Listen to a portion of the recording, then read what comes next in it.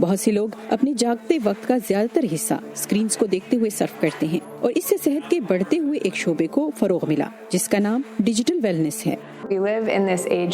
ہم توجہ حاصل کرنے کی دوڑ والی معیشت کے دور میں ہیں اور یہ تصور اس بات پر زور دیتا ہے کہ ہماری توجہ سب سے قیمتی اثاثہ ہے۔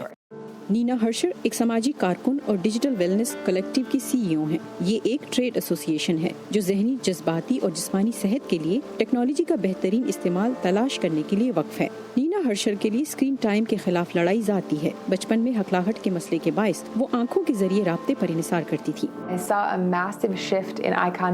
موبائل فونز اور ٹیکسٹنگ کے عام ہونے کے بعد میں نے لوگوں کی ذہنی موجودگی اور آنکھوں سے رابطے میں ایک بہت بڑی تبدیلی دیکھی۔ میں نے اسے اپنا مشن بنایا کہ ہم اپنی موجودگی کے احساس کو واپس لیں۔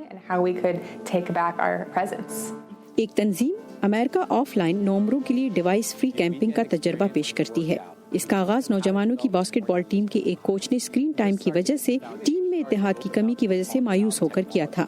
دوسرے گروپس بھی مختلف طرح کے تجربات پیش کرتے ہیں جیسے مراقبہ، اسکرین پرسنلائزیشن اور انٹرنیٹ سے الگ ہونے کے مشورے دیتے ہیں۔ آن لائن زندگی گزارنے سے نئی بیماریاں پیدا ہو رہی ہیں۔ ان میں سے ایک نوموفوبیا ہے جو فون کے بغیر ہونے کا خوف ہے۔ سر کو 45 ڈگری زاویے پر رکھنے سے ٹیک نیک ہو سکتا ہے اور ای میلز پڑھتے وقت سانس روکنے کی بیماری کو ای میل ایپنیا کہا جاتا ہے۔ اگر آپ کی لذت کا دار و مدار سطحی کلکس اور لائکس پر ہے جو مسلسل تبدیل ہوتے ہیں تو یہ بہت نقصان دہ ثابت ہو سکتا ہے۔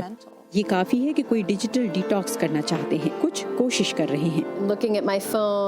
جس روز میں نے اپنے آپ کو اپنے بچے کو دودھ پلاتے وقت اپنے فون کی طرف دیکھتے اور پھر اپنے بچے کو دیکھتے اور یہ سوچتے پایا کہ میں اپنے فون کی طرف کیوں دیکھ رہی ہوں، اسی روز میں نے اپنے فون کو بہت کم استعمال کرنے کا فیصلہ کیا تھا۔ نینا ہرشر کا کہنا ہے کہ زیادہ تر لوگوں کے لیے مکمل طور پر آف لائن ہو جانا غیر حقیقی ہے۔ وہ لوگوں کی فلاح و بہبود کے لیے ٹیکنالوجی کا بہترین استعمال تلاش کرنے میں مدد کرنے کی امید کرتی ہیں۔ ڈینا مچل کی رپورٹ کے ساتھ نیلوفر مغل، وائس آف امریکہ۔